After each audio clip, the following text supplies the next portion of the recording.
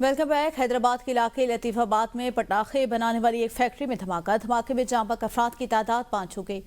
5 जो है वो जख्मी हैं, जिन्हें अस्पताल मुंतकिल कर दिया गया। हालत तशवीशनाक बताई जा रही। फैक्ट्री में अचानक आग भड़क उठी, जिसके नतीजे में जोरदार धमाका हुआ। आग लगने के बाद जोरदार धमाके से पूरी इमारत मुनहदम हो गई। रेस्क्यू टीमों की जान से इमदादी कार्रवाइयां जारी हैं। मजीद जानते हैं अपने नुमाइंदे हैदर अब्बास से। हैदर, बताएगा कितने लोगों को अभी तक रेस्क्यू किया जा चुका है? जी, ये हैदराबाद के इलाके लतीफाबाद में अब से कुछ देर कबल पटाखों की एक फैक्ट्री में जोरदार धमाका हुआ था, जिसकी धमाके की जद में आकर 5 अफराद झाबाक हुए और 6 अफराद जो है जिनकी हालत अभी भी तशवीशनाक बताई जा रही है, जिन्हें सिविल अस्पताल मुंतकिल किया गया है। जबकि धमाके के बाद जो है वो आवाज दूर दूर तक सुनाई गई, जिसके बाद इलाके में शदीद खौफ व हरास भी फैल गया।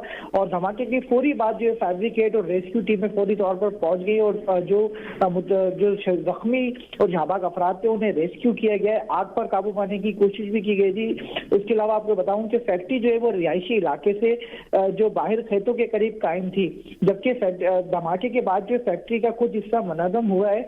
और जाए वाक़े पर रेंजर्स के जवान, deputy commissioner Hyderabad, DHO police और सब जो है वो वक़्ते पर पहुंच गई हैं। उसके अलावा आपको ये बताता चलूं कि इब्तिदाई मालूमात के मुताबिक पुलिस का ये बताना है कि ये जो धमाका हुआ है ये जो बम तैयार करने वाले जो मवाद होते हैं उसके बायस ये धमाका हुआ है। जबकि इलाका मकीनों का ये बताना है कि कई बार हमने ये शिकायत दर्ज कराई थी कि शहरी इलाके में जो ये फैक्ट्री कायम नहीं होनी चाहिए, लेकिन उसके बावजूद इस पर कोई एक्शन नहीं लिया गया था।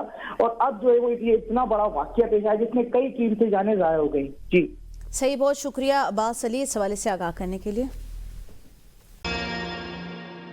Welcome back. बुशरा बीबी के जादू टोने के ज़ेर असर बानी PTI अपना इस्लाहाती एजेंडा नाफिज करने में नाकाम। बानी इक़्तिदार की सियासत की बजाय तोहम परस्ती का शिकार थे। इक़्तिदार और ताकत के लिए अपनी पीरनी बुशरा बीबी से शादी की। बुशरा के आने के बाद बानी PTI के घर अजीब रसूमात शुरू हुई।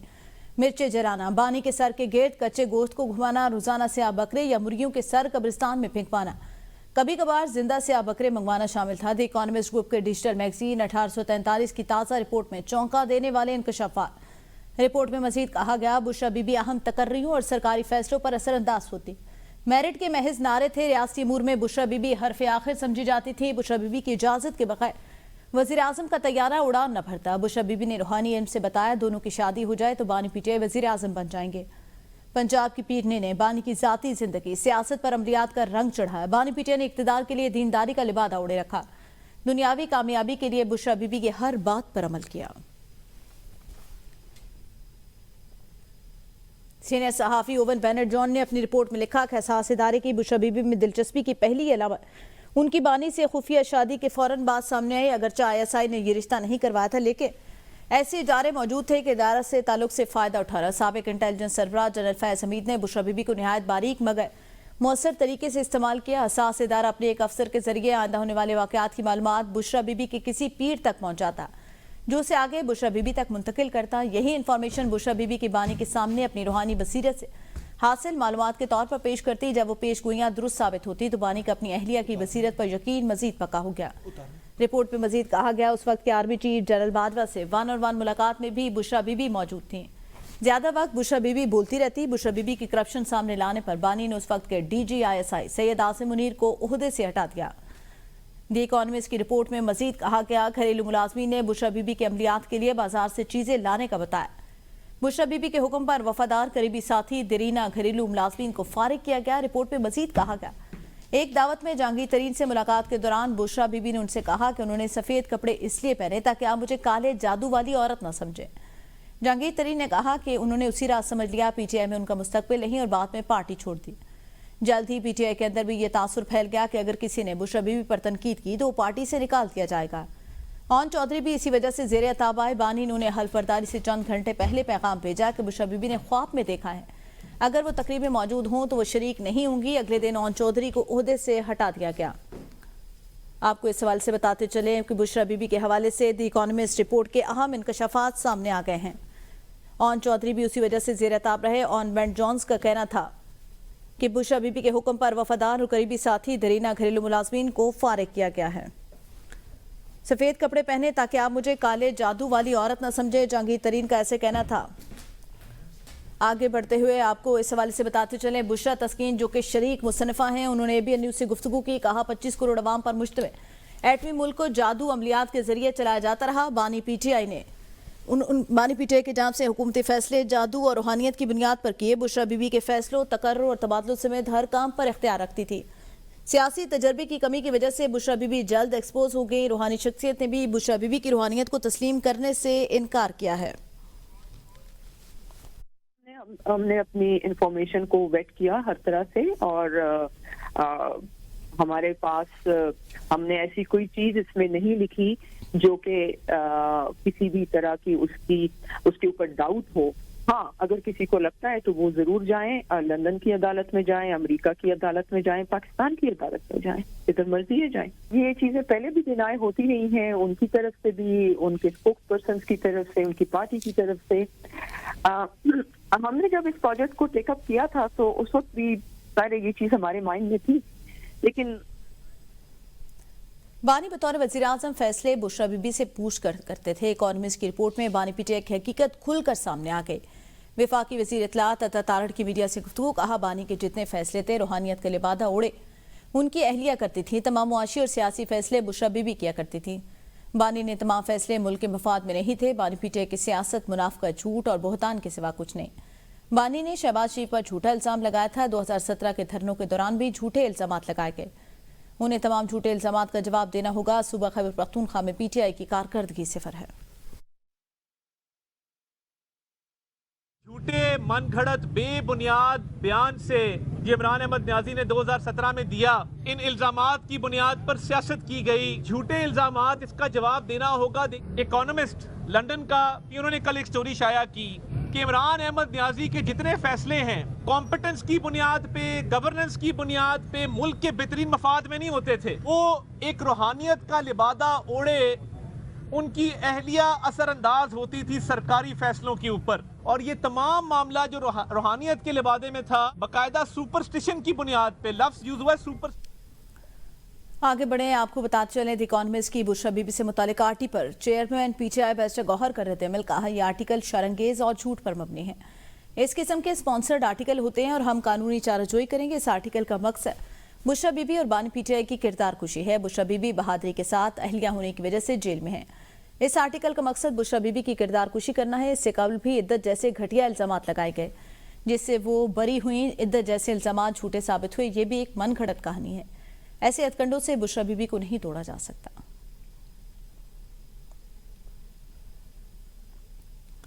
صدر مملکت آصف علی زرداری نے آرمی، نیوی اور ایئر فورس سے متعلق تینوں اہم ترمیمی بل کی باقاعدہ توثیق کر دی، جس کے بعد یہ تینوں بلز متعلقہ قانون کا مستقل حصہ بن گئے. آرمی ترمیمی ایکٹ 2025 پاکستان آرمی ایکٹ کا حصہ بن چکا. اسی طرح پاکستان نیوی ترمیمی بل 2025 کو پاکستان نیوی ایکٹ میں شامل کر لیا گیا. پاکستان ایئر فورس ترمیمی بل 2025 بھی اپنے متعلقہ قانون میں شامل کر دیا گیا. تمام ترامین 27 ترمیم کی روشنی میں کی گئی، جس کے تحت مسلح افواج کے نظام اور اسٹرکچر کو اہم قانونی تبدیلیاں متعارف کرائی گئیں. وزیر اعظم نے تینوں بل توثیق کے لیے صدر مملکت کو بھجوائے تھے، جبکہ گزشتہ روز سینٹ سے منظوری کے بعد وزارت پارلیمانی امور نے سمری صدر مملکت کو ارسال کی تھی. 27ویں آئینی ترمیم کے بعد لاہور ہائی کورٹ سے پہلا استعفیٰ سامنے آ گیا، جہاں جسٹس شمس محمود مرزا نے بطور احتجاج اپنے عہدے سے استعفیٰ دے دیا. جسٹس شمس محمود مرزا نے اپنا استعفیٰ صدر پاکستان کو بھجوا دیا، جبکہ اپنے چیمبر بھی خالی کر چکے. ذرائع کے مطابق ترمیم کے بعد ان کے تبادلے کا امکان تھا، جس کے تناظر میں انہوں نے یہ فیصلہ کیا. جسٹس شمس محمود مرزا لاہور ہائی کورٹ کے انتظامی کمیٹی کے رکن تھے.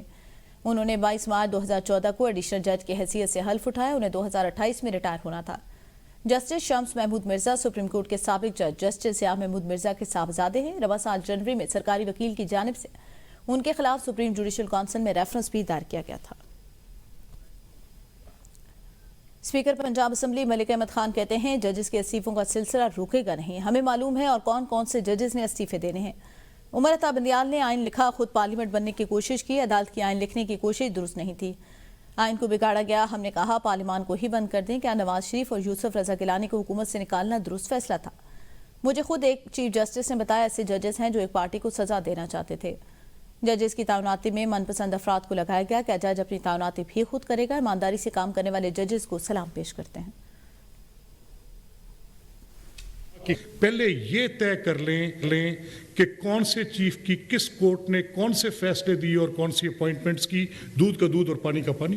وہ معترض ہے کہ پارلیمنٹ کے پاس ججز کی اپوائنٹمنٹ کے حوالے سے کوئی کردار نہ ہو، اور وہ اصحاب آج جو اس کے ناقدین میں شامل ہیں وہ صرف اپنے پولیٹیکل ایجنڈا پر ہیں۔